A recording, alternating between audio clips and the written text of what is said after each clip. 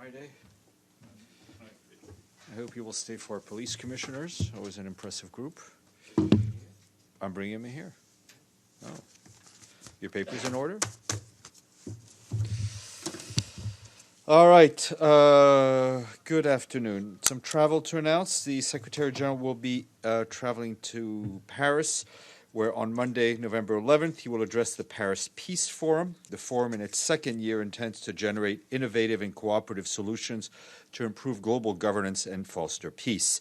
In his remarks, he is expected to emphasize the importance of multilateralism to solve today's challenges and foster sustainable development.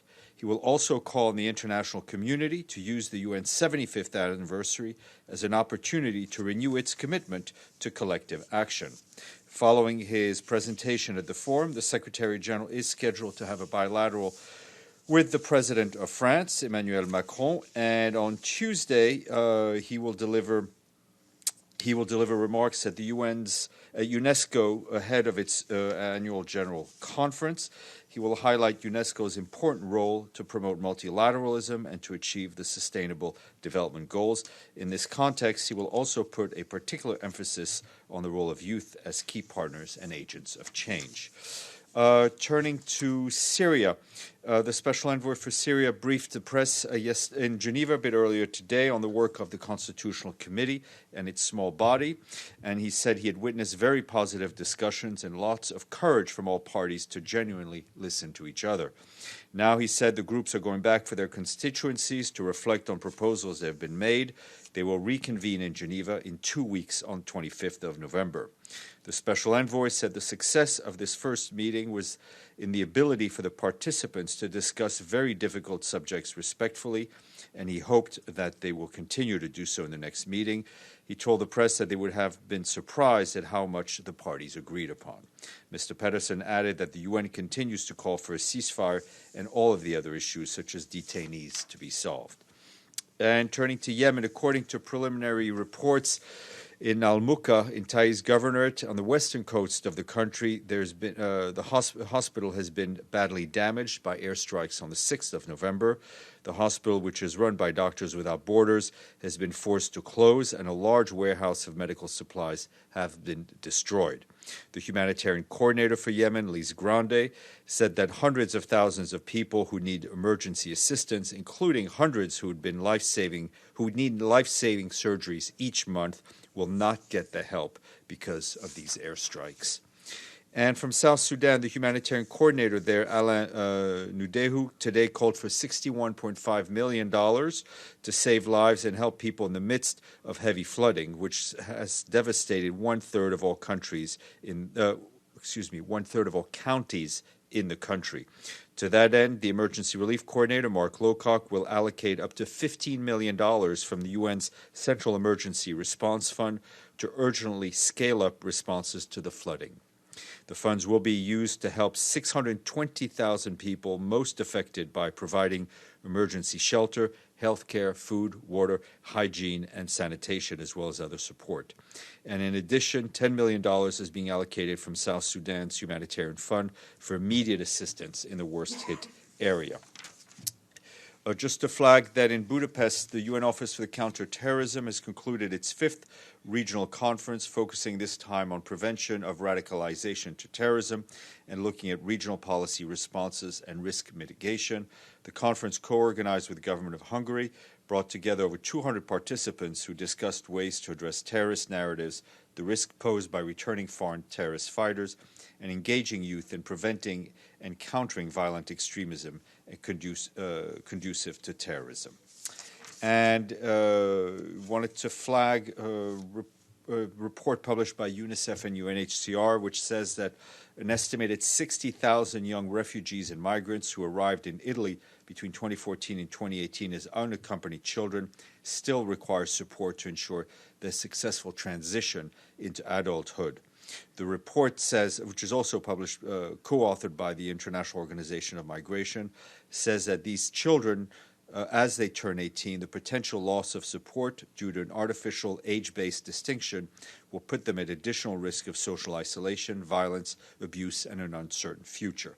The report includes a set of recommendations for the Italian authorities and the European Commission to better address these young men and women by increasing services promoting social inclusion, protection, access to psychosocial support, healthcare, and education, among others.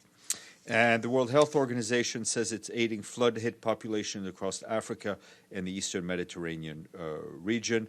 The impact of successive storms, cyclones, and heavy rains have been severe this year, and in the wake of heavy flooding, the agency is upping disease surveillance action and providing critical supplies to hard-hit populations.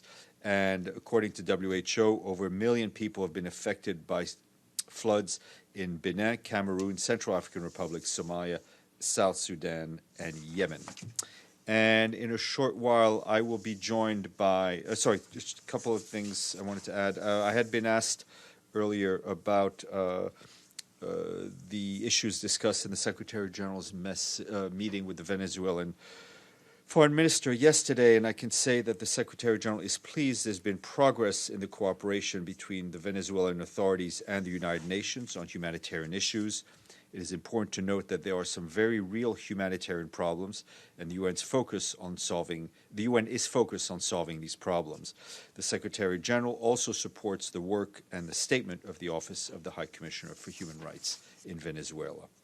And in a short while, I will be joined by Luis Carrillo, the UN Police Advisor, along with Erin Gaga, the Police Advisor from the UN Regional Office in Central Africa, and the Police Commissioner for South Sudan, Unaisi Lutu Vuniwaka, and they will be here to brief you on Police Week, which ends today.